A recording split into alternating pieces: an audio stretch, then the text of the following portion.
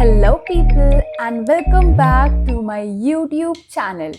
I know it has been a long time since I updated last, so today it's going to be an interesting topic that we are going to talk about.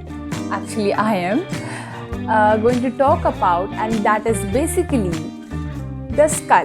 So when it comes about being a medical student and just studying the anatomy, so the most awaited part is when you read the visceral organs, and the second when you read about the skull. Yeah, it's an interesting, and it's the way more interesting, the way more complicated topic. So let's discuss today, but before beginning my topic, I would like to say that today in skull we are going to discuss about the Norma Basalis part of the skull.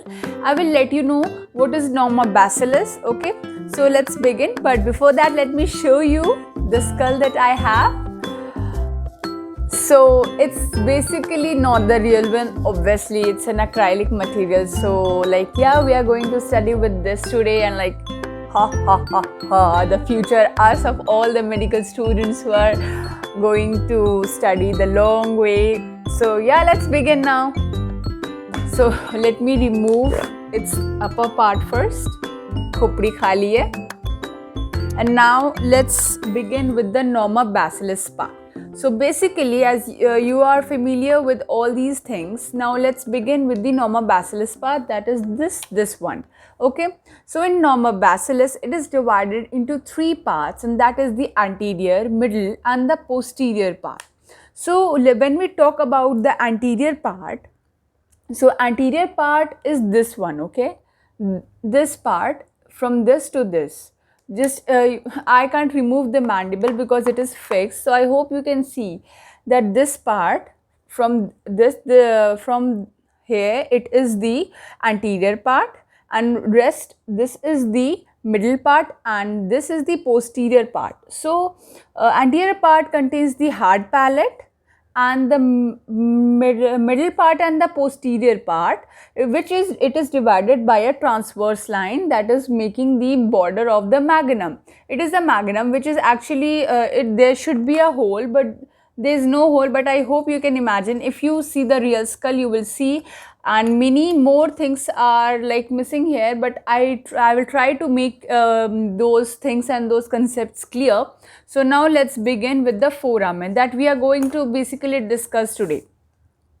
So when it comes about the foramen, first let's see about the foramen incisive.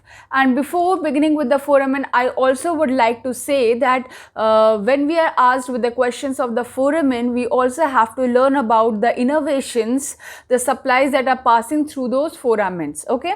So now let's begin with the first one, that is the incisive foramen. So where it is present, the incisive foramen is present when you see here.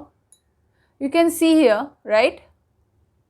This is your incisive foramen. And what are the passage of incisive foramen? It is the greater palatine vessel and nasopalatine nerve. What are those? Greater palatine vessels and nasopalatine nerves. Now let's move to the second one, and that is the greater palatine foramen. And where it lies?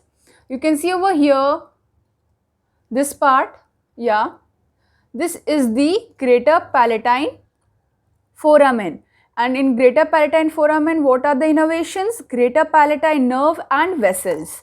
Now let's talk about the third foramen, that is the lesser palatine foramen. So you can see that just below the greater palatine foramen lies the smaller palatine foramen. Yeah, here it is. So this is the lesser palatine foramen, and what are the passages through it? The passages are middle and posterior palatine nerve. Middle and posterior palatine nerve. Now let's move to the fourth foramen, and that is the foramen rotundum. So foramen rotundum cannot be seen from this side, but it can be clearly seen from the above part. So let's see what are the innervations of foramen rotundum. And foramen rotundum innervations are the maxillary nerve and the emissary veins. You know what is maxilla and mandible? Maxillary is the upper jaw and mandible is the lower jaw. So the maxillary, now let's talk about the foramen ovale. That is the very important foramen, and when you are asked the question, your professor are going to insert sharp material like this, and they are going to point out on this, and they are going to ask that where is foramen ovale. So where is foramen ovale? As you can see, the bigger part over here near magnum, this is the foramen ovale. Okay. So what are the innervations of foramen ovale? Foramen ovale, there is the passage and mnemonics, that is male, M-A-L-E.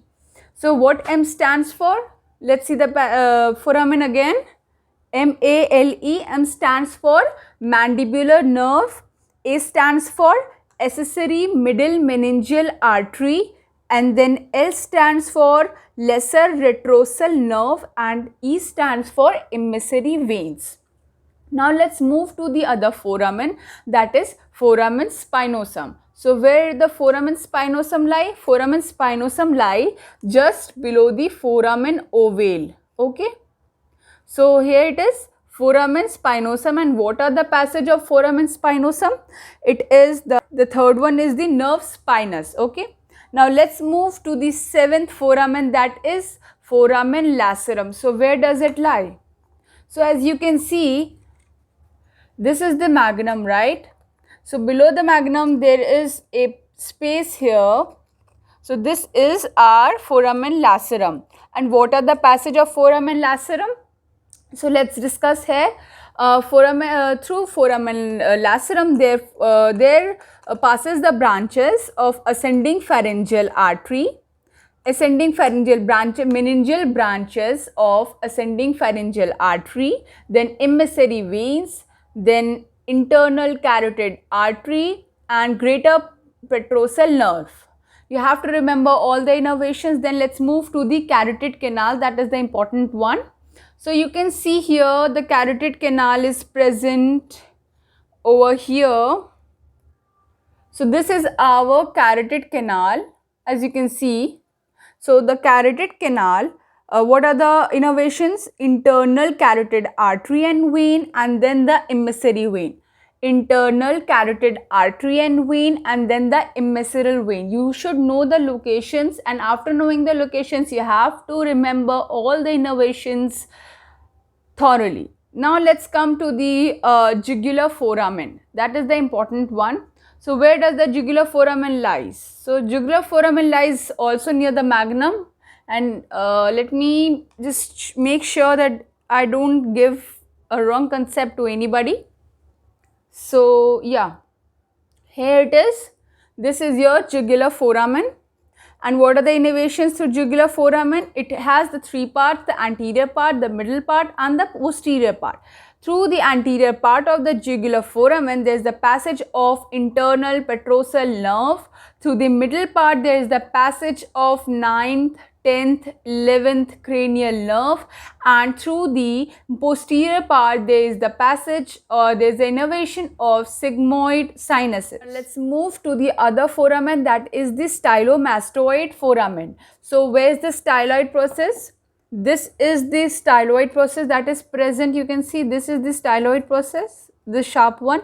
So stylomastoid process is basically present over here. This is our stylomastoid foramen. And what are the innervations that are passing through this stylomastoid foramen? Those are the 7th cranial nerve and the stylomastoid arteries. Now let's move to the other foramen, that is our styloglossus, canal. Okay. So where does this styloglossus canal lies? It also it lies near the magnum, as you can see, and here is the small doubt that I have given. That is not clear, I guess. Yeah, it is clear. So hypoglossal canal, it is the 12th cranial nerve, the meningeal part of ascending pharyngeal artery. Now let's move to the most important foramen, that is the foramen magnum, the biggest foramen that is present in the skull. Okay, there should be a hole, but as it is not the real skull, so I can just mark you the I can just figure it out that where it is located. So this is the foramen magnum. And what are the innervations through foramen magnum? Let's talk about it. It is divided into the anterior compartment and the posterior compartment. And when it comes about the anterior compartment, so what are the innervations through anterior compartment? It is the first apical ligaments, second the upper vertical band of the crucial ligament, third is the membrane tectoria. Now let's move to the posterior part. There are total 6 innervations. What are they? Medulla oblongata, number 1. Number 2, two posterior spinal artery. Number 3, one anterior spinous process. Number 4, two vertical spinous process.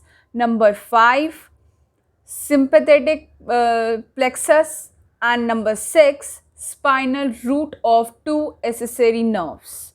So these are the total foramens, 12 foramens that we have discussed today. Hope it will help you out. So wishing you all a very good luck and just learn all the foramens and innovations that are passing through. Wish you all the best. For now, bye bye. Take care. And if you like the video, do let me know in the comment section below and your reviews and the things where I was lacking, because your one suggestions can just help me to improve as much as I can. So bye bye. Take care.